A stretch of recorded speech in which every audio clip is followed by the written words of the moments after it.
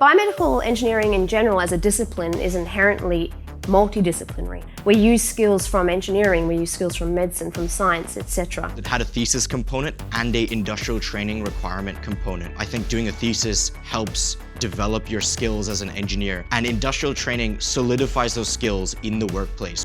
They offer a lot of professional development courses that are outside engineering. Even though we're not a student anymore, they still provide those services to help us grow.